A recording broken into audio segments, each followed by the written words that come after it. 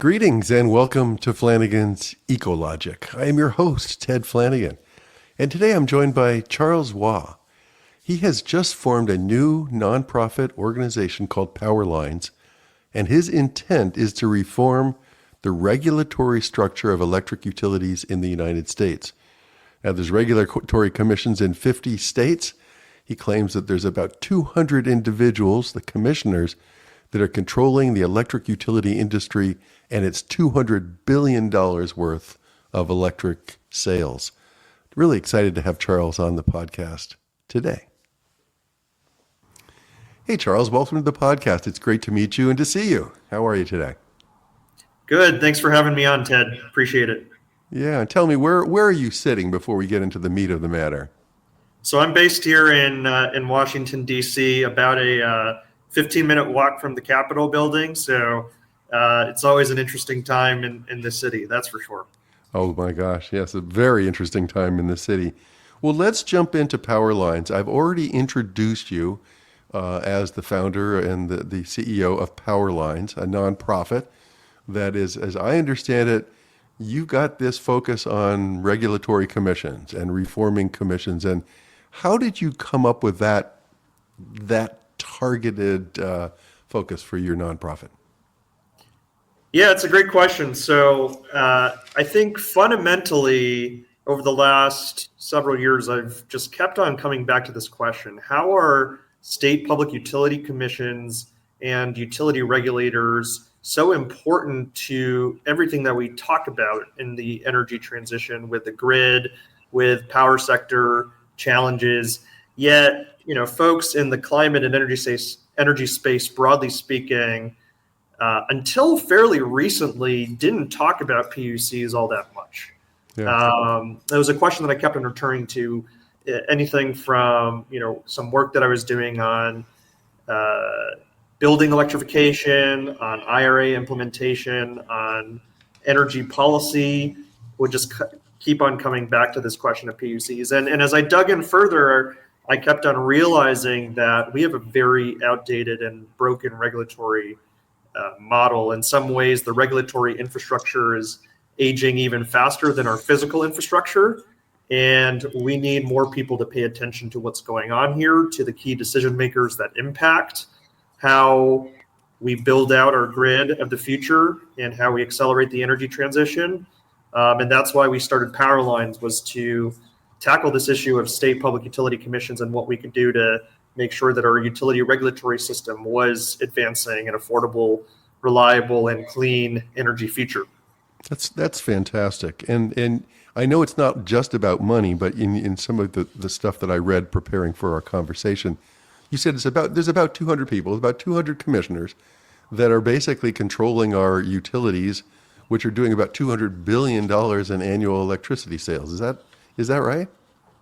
That's right. 200 public utility commissioners oversee over $200 billion every year in utility spending, and that includes largely CapEx, and that figure doesn't even really consider the full set of operational expenditures that utilities engage in. So that's a lot of money. It's $1 billion a person, and these commissioners have a ton of power, yet people don't know who they are or what they do. And I hate to ask the question, but do you think that some of them are not really qualified? I mean, this is sort of kind of under the radar a little bit, right? These are not elected officials. They're appointed, aren't they, generally? Generally appointed. In about 40 states, they're appointed, usually by the governor, although in the case of North Carolina and Virginia, they're technically appointed by the legislature. And then in the other 10 states, they're elected. It's a good question of what constitutes a qualified commissioner, because it's not just the things that you might think of as the sort of hard skills, the skills on paper, things like technical expertise on utility and utility regulatory issues, or certainly you have the important qualifications of, ideally you have a commission that's balanced in terms of legal expertise, accounting expertise, finance expertise, engineering expertise, policy expertise. So those are like the major areas of expertise that commissions generally need to have given the task at hand. That doesn't mean that every commissioner needs to have all of those skills. And I would argue that one of the most important skills that a commissioner needs to have that often gets lost in this conversation about qualifications is an ability to be very thoughtful in asking questions and being an effective regulator and being able to take a more proactive approach to take initiative in leading rather than just sort of presiding. There's a famous utility regulatory scholar named Scott Hempling that has written a lot about this. He has a book called Preside or Lead, and that refers to this notion of whether utility commissioners are just kind of acting as judges and presiding over case versus leading and actually making sure that the public interest is centered in their decision making. And I would argue that that kind of more temperament or disposition question is just as, if not more important than the hard skills that a regulator brings to the table. Yeah. Now you laid out a whole lot of hard skills, and you said not every commissioner has to have every one of these. You want to have a robust commission. You want members to complement one another, much like our California Energy Commission, where I think they have very specific designated. Here's the economist. Here's the technical person. Here's the this and the that. But Charles, I was going to add to that another dimension is that at least in California, our commissioners are dealing with electricity, natural gas, telecom, which is a very complicated area. In California, railroads, taxi medallions. I'm probably forgetting a few, maybe interstate pipelines. I mean, they have water utilities as well. Water as well. Okay, so it's a wide, a big array of resources that you're also looking after, and you'd hope that some of them would have expertise in those specific areas, right? That's definitely helpful. To be absolutely clear, I think commissioners public utility commissions range from 3 or 5 commissioners in most states, sometimes 7. Certainly with those larger commissions, you're able to have more of that expertise kind of covered. And so I would argue, to your point, it's definitely helpful to have folks with that expertise. But again, I would go back and say that the most important thing is a curiosity and open-mindedness to learn, to ask the tough questions, and to really drive forth and lead and take initiative. And that's something where if you're a commission, you could have all the expertise in electricity and none of the expertise that's needed in water and still be able to make a dent in the water space, for instance. But that's something, I think, the soft skills that we tend to overlook that I would argue are part of the problem in terms of why we're not seeing more innovative, forward-thinking regulatory bodies. Right. Well, let's dig into that really point. I mean, as I was sort of preparing notes for our chat today, I was like, what problem are you trying to solve? We've sort of said that the regulatory structure is backwards. It needs to be reformed. Give me an example of that. Sure. Well, starting at a macro level to motivate this problem a little bit, let's think about the moment that we're in right now in 2024. I think it's probably the most interesting time in the facing the U.S. electricity sector or system since its inception. And what I mean by that is we have this convergence of a lot of important trends that are creating pressures on the system. To start, the 2 bedrock principles of our utility system that we could always take for granted, notably affordability and reliability, this idea that anytime you wanted to flip a switch, you could turn the lights on, and that the bill that you pay at the end of the month is reasonable. Both of those are increasingly fragile and coming to a breaking point. In your backyard of California, electricity rates have increased a significant amount. That's not just a California issue. That's an issue nationally where bills have gone up about 20% nationally since the start of 2022.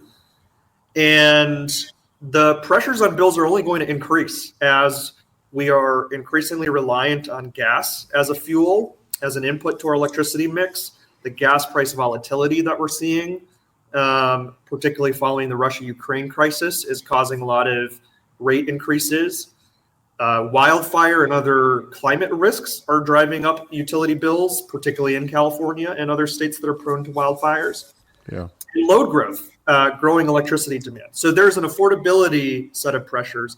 The reliability pressures are important as well, where we've seen in Texas, for instance, the energy capital of the world struggle with electricity outages that have lasted for days on end, if not weeks, like in Houston just earlier this year with the storm with Beryl, as well as previously with Elliott and Uri.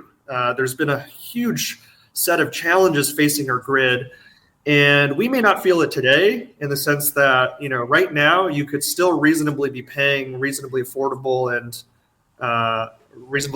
bills for reasonably reliable electricity. But there's so many pressures where that are masking this kind of underlying fractures that will be soon revealed if we don't do something about this, particularly as we use up more and more electricity for things like artificial intelligence and data centers.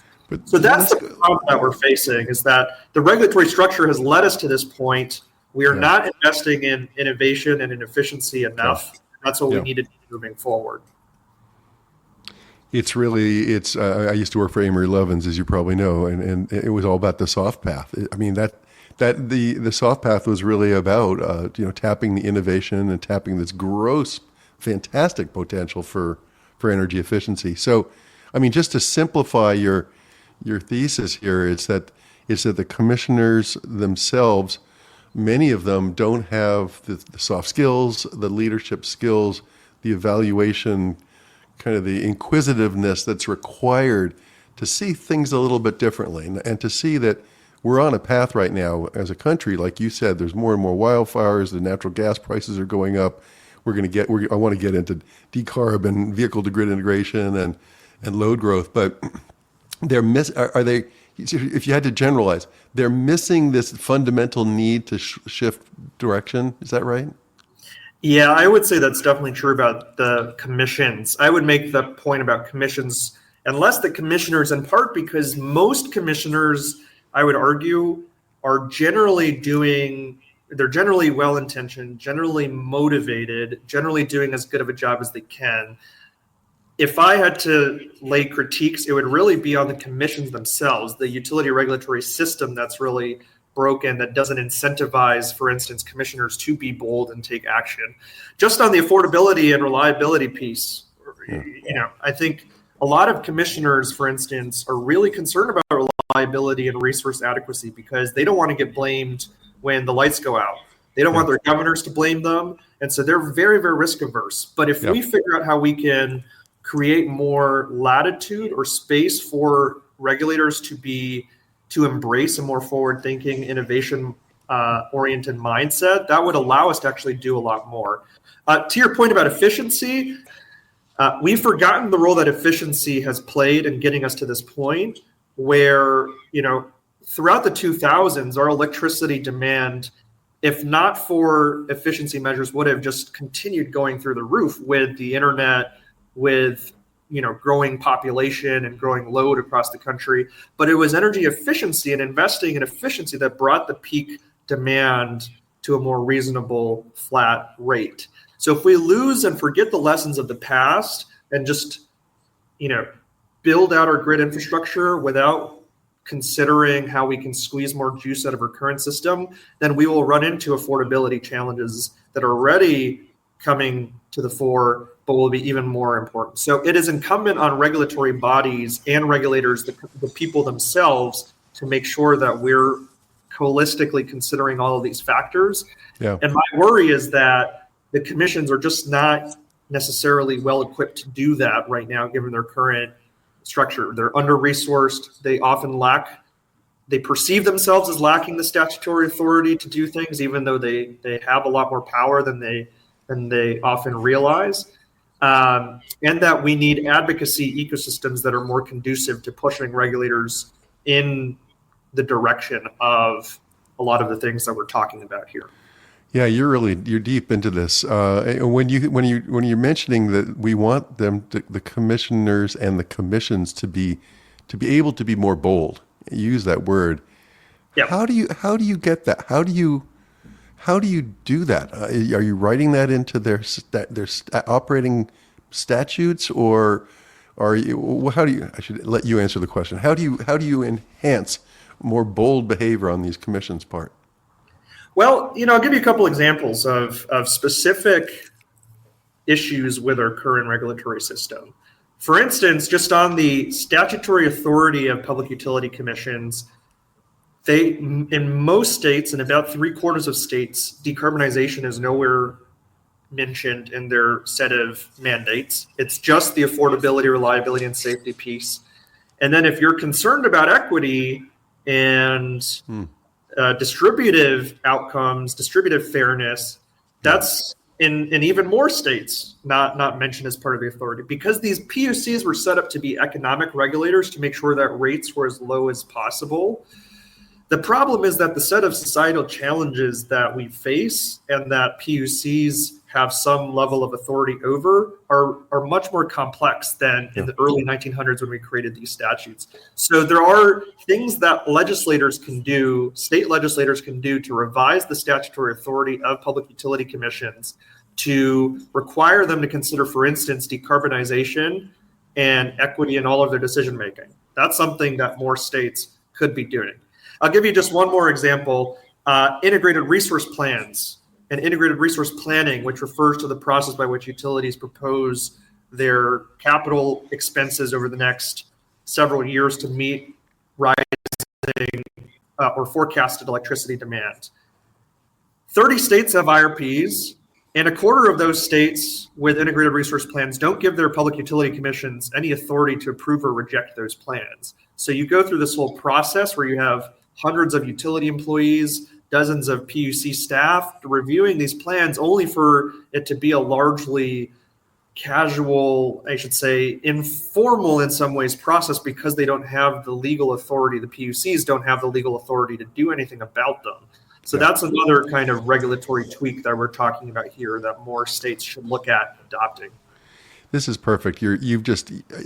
Every conversation we're having, or every answer, is sparking off more questions for me. But this is perfect. You've talked about revising statutes. You've talked about making sure the integrated resource plans are effective at the commissions where they're being, or in the states. But now, is this what PowerLines is going to do? Are you going to be advocating for those things, or where do you start, Charles? It sounds like you got 50 commissions across the country. Yeah, they've got a lot of leverage, but where do you, as an organization, how do you prioritize and how do you dig in? It's a great question. I think as an organization that was launched this year, in many ways, we're entering into this conversation not just in a vacuum, but with all of those converging factors that we're talking about in mind, particularly load growth. Yeah. Right?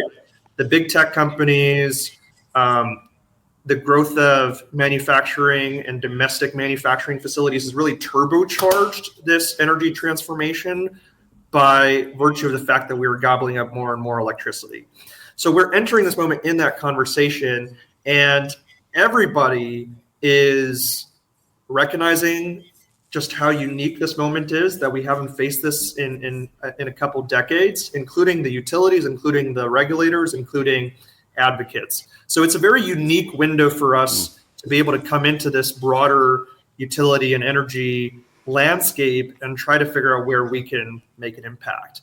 And I would argue that, some of the places that I think where we can add value to the conversation are those that are most intensively consumed by this issue of load growth. It's a national issue, to be clear. We're seeing pockets of load growth across, the West, across the Southeast, across even New England and the Midwest. So it is really a national issue. Where we're particularly interested in entering this conversation in is finding those regulatory bodies that are open-minded about addressing these load growth challenges and figuring out exactly how they can push for the whole suite of solutions that we're talking about. Anything from looking at the distribution system and how we can unlock more juice out of that system through distributed energy resources, virtual power plants, demand response, through aggregating different electric technologies like heat pumps, electric vehicles, rooftop solar, as well as on the transmission side, both building out new transmission infrastructure as well as leveraging more grid enhancing technologies to get more capacity out of our existing system. Are you targeting in certain states? I mean, is it Massachusetts, New York, California, or are there specific commissions that you see are at that tipping point where you could really kind of create the models that I think the rest of them would follow? PowerLines as an organization, we're starting off by focusing on more of the templates that can be applied in any state, the things that any state that's motivated on these issues can be doing, and understanding what some of those gaps are. So that might be, a framework for how commissions can prioritize the different issues, whether it's VPPs or grid enhancing technologies, et cetera, and helping them understand how to do that, as well as some of the kind of more general tools, a PUC 101 type set of tools and resources for different advocates and legislators across the country to use to understand the role that they play in this architecture. But in terms of specific states, I think we are still in the process of identifying those specific geographies, and we would prioritize ones where there's an existing vehicle for some of the PUC modernization efforts that we're talking about, whether it's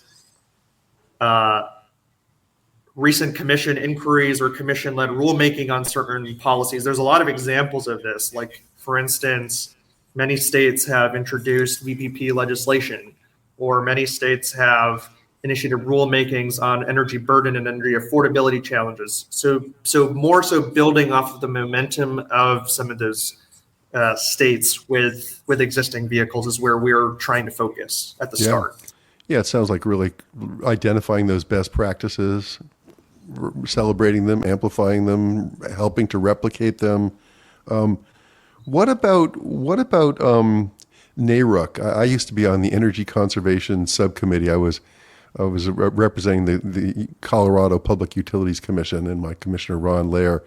And NARUC seemed to be a great avenue for that sharing of best practices. Is that in your sites as well? Absolutely. We go to the NARUC conferences, and NARUC can be a important vehicle to, I think the most important function that they provide is convening power, is bringing public utility commissions and bringing people and experts across the country together.